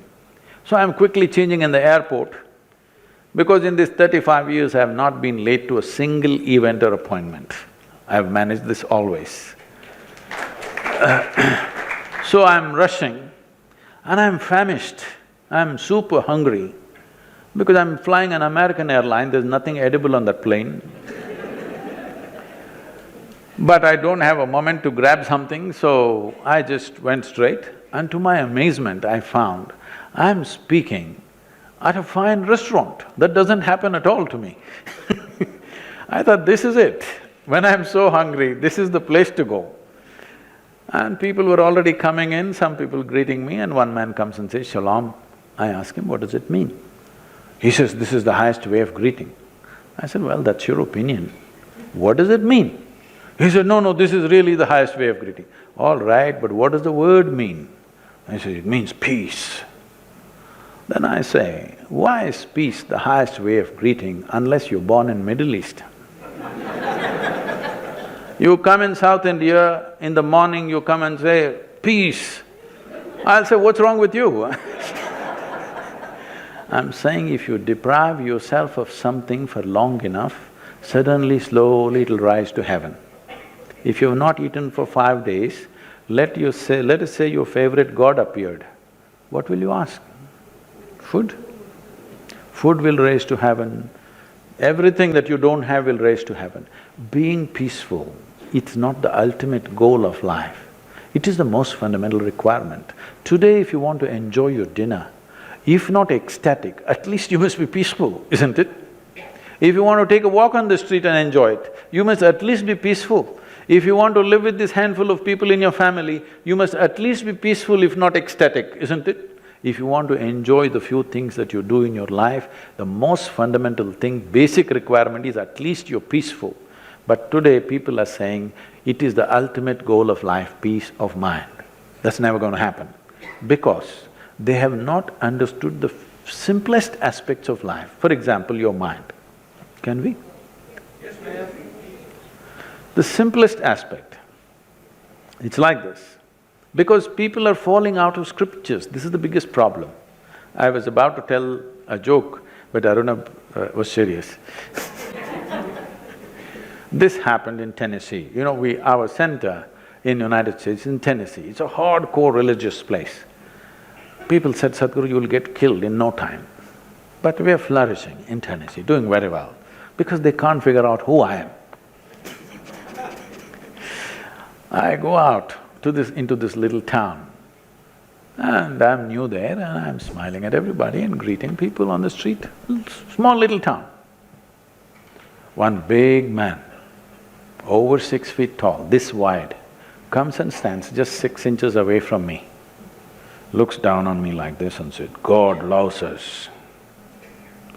I look at him and say, the way you are, only God can love you. He has to love the mistakes he has made. Before he realizes, it takes time to get things. By then I'm gone, of course. So in Tennessee, every family has a huge Bible, not small, big ones, this big, leather bound. The bigger the family, the richer the family, the bigger the size of the Bible. Almost every home has 10 commandments carved on the stone. Most of it goes from South India, these carvings. So it's good business, I watch this and say, okay, it's good for our economy, commandments or no commandments. So, this little boy, 8-year-old boy, went to school on East Coast and came back home on the vacation. So he was just flipping through this big book, and a dry leaf fell out. The boy started screaming, Mama, Mama, see what I've found. His mother said, what have you found, my son? He said, just come and see what I have found. So the mother came running to see what. Then he pointed at the leaf and said, Adam's underwear.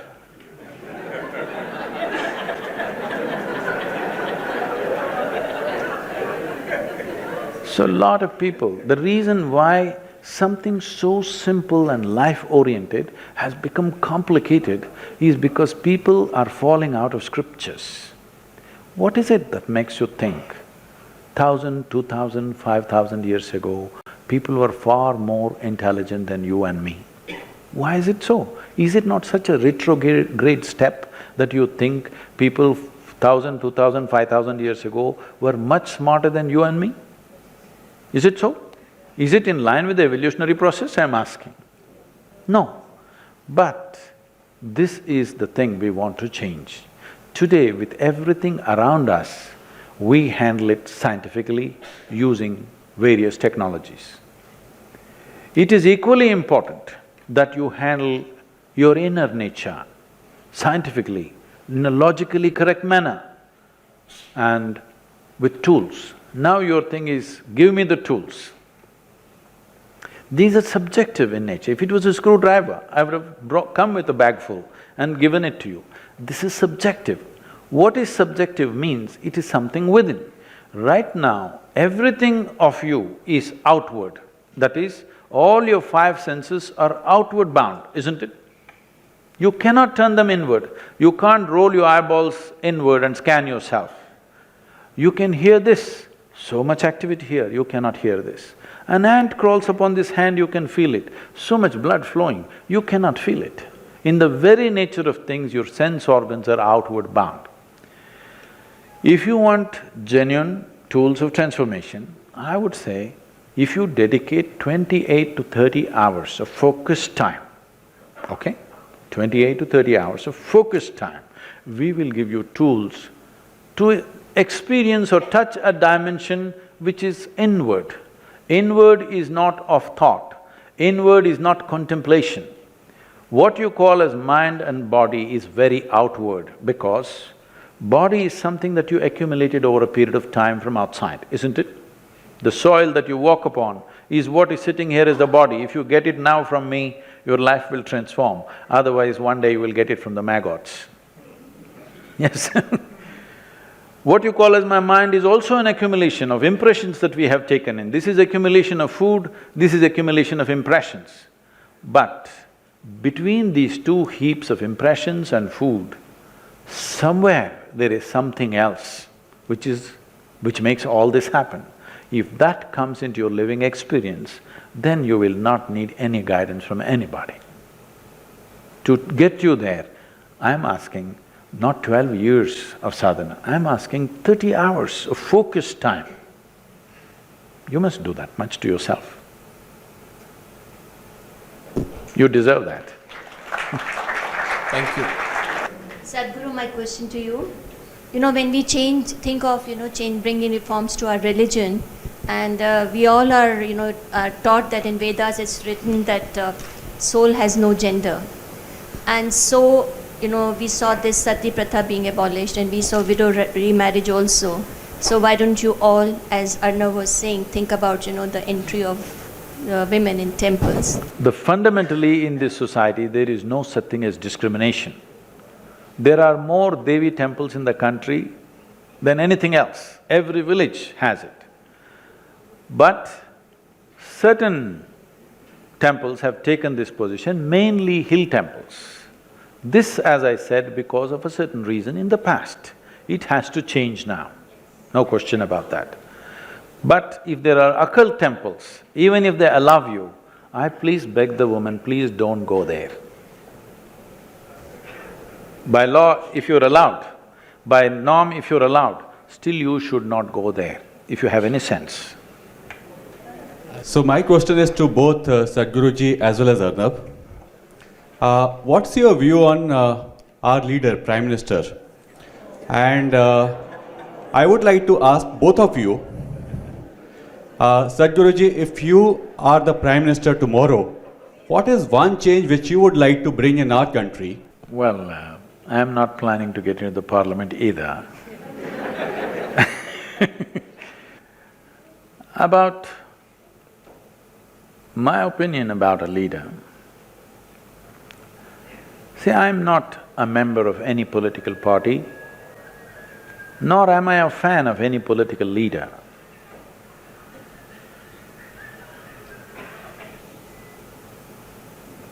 Nor am I a fan of any political leader. But I have to say this, I'm politically conscious maybe for the last nearly 50 years now.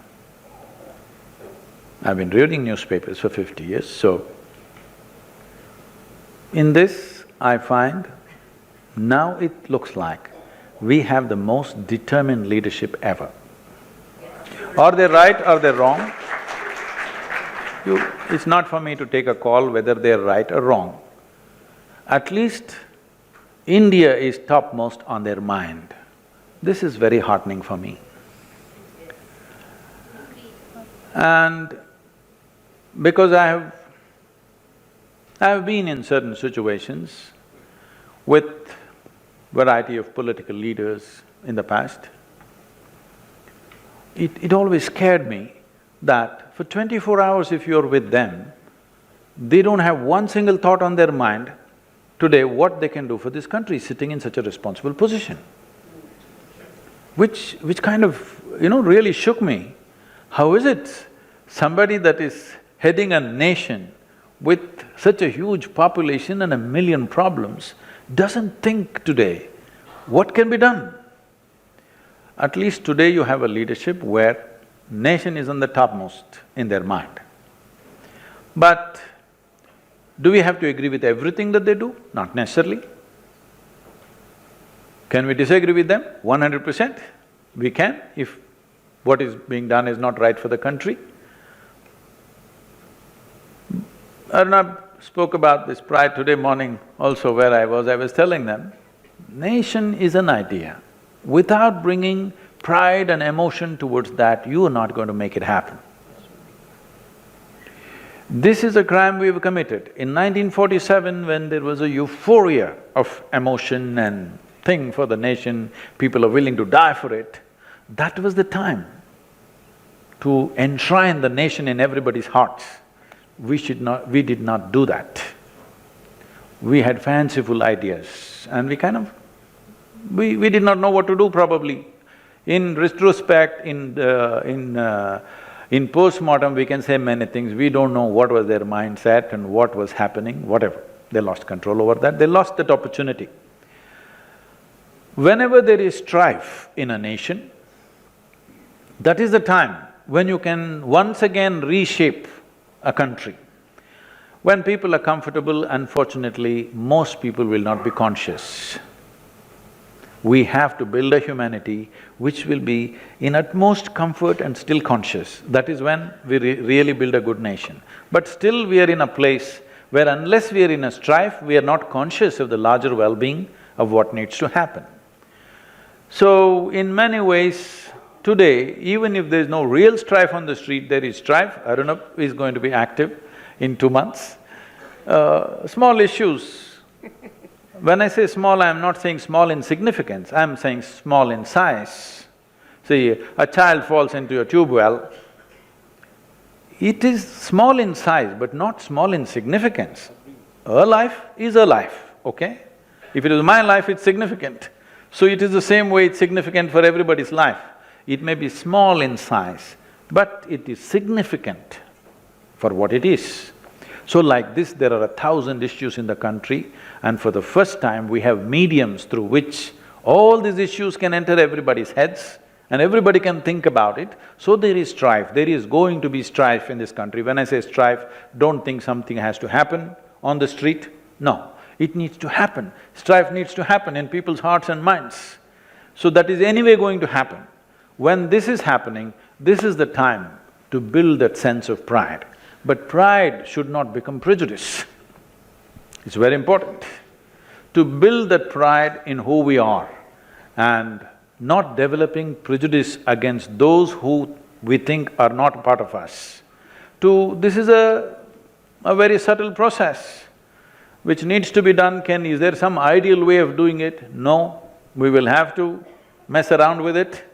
That's the only way it will happen. But a new generation is coming, young people, whose thought process, whose way of looking at life has changed in many ways. Today, for the first time in the history of humanity, more human beings are able to think for themselves than ever before. Whether they're thinking right or wrong is not the debate, but they're thinking. At one time, a scripture would think for you, a guru would think for you, an elder would think for you, one man in the village would think for you. Today, everybody is beginning to think for themselves. Once this happens, people will become in such a way, unless something is logically correct, they cannot swallow it. If you make them swallow it, they cannot digest it. This will happen. Right now, you are still a generation who's still willing to acknowledge an authority and try to digest something which is not logically correct. But your children will be such, even if God comes and speaks, if it doesn't make sense to them, they will reject it. So well said, so well said. We are just on the verge of that. So this is a time, this is a good time, because now we are moving to a place where only truth can be the authority. Authority cannot be the truth anymore. Doesn't matter where the authority is coming from. This evolution is anyway going to happen in the next, in my estimate, I'm saying somewhere between next 20 to 40 years' time, all the heavens will collapse.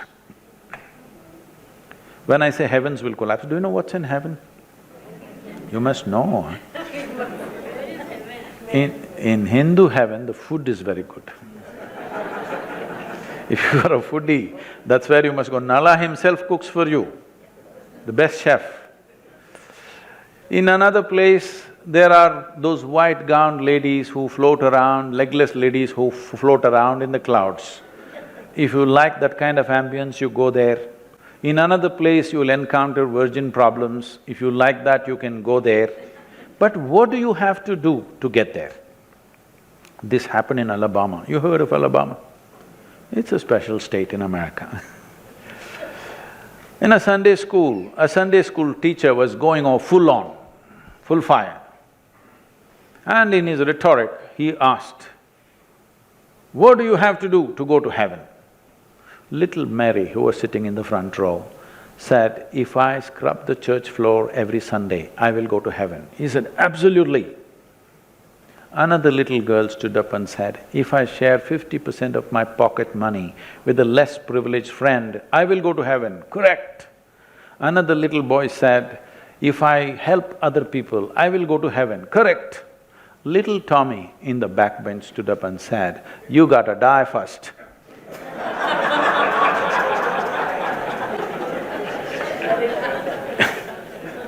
That's a qualification. You got to die first. When you die, depending upon what culture you are, we will either burn you, bury you or cut you and throw you to the birds. One thing is, if you have not done anything eco-friendly, I'm assuring you, at least when you die, we will do something eco-friendly about you. We'll put you back to earth. It's a very good thing to do. If you take this body and go away somewhere, this is the worst thing to do because you're taking away the topsoil. So, you will leave your body here and go to heaven. You went to heaven without a body. What are you going to do with good food and virgins? This is what I want to know.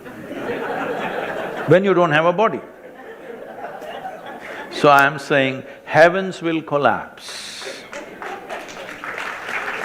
Once people start asking logical questions, heavens will collapse. When heavens collapse, we have managed humanity for a long time, telling them, doesn't matter you're suffering here.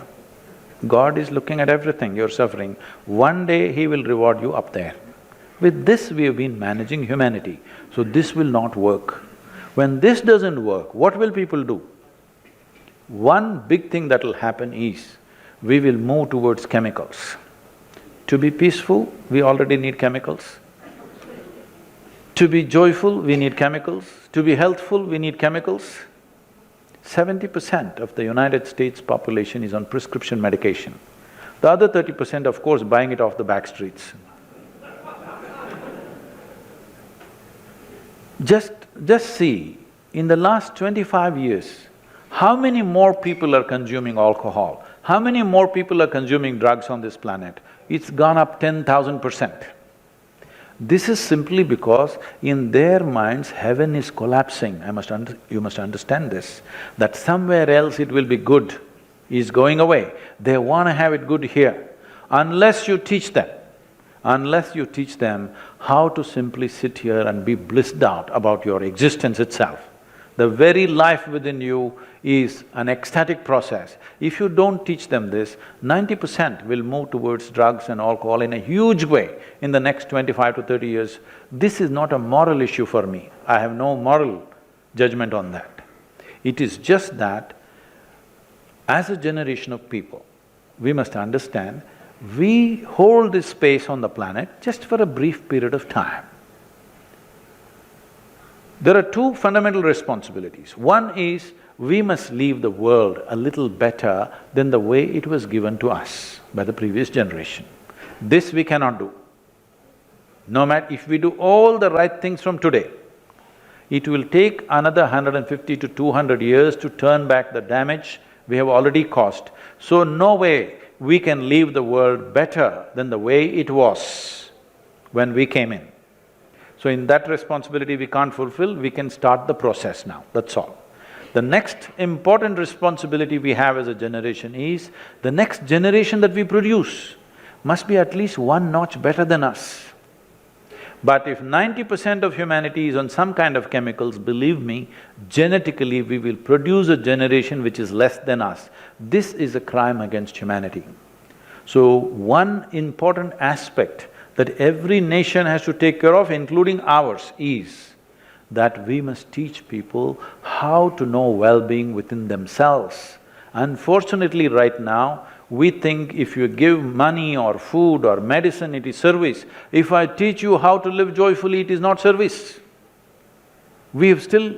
See, in this country, the most important thing in the ancient India was, you know how to be within you. This was the most respected thing, because we know what will come out of this.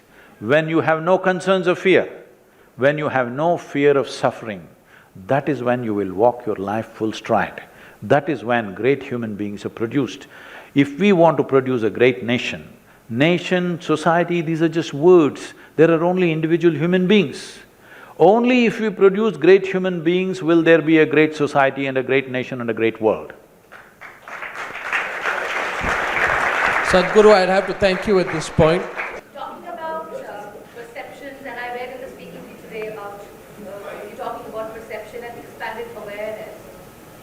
I have seen in my own experience of working on myself, consciousness, etc. I saw sometimes when the perception was expanded and when I felt it, also saw that there was a very thin line between imagination and perception. There were times when one could actually pick up a lot of information about things around us, like the energy. And sometimes it was like, is it my fear or is it everybody else's fear, the collective consciousness? What validates that within me? That is it me? Is it imagination? Is it perception?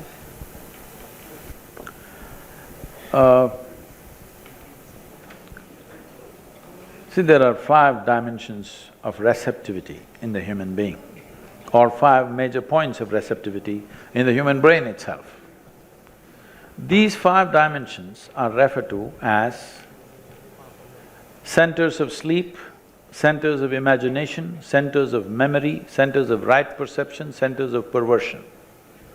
Everything that comes to you, how you perceive it depends on through which center you took it in.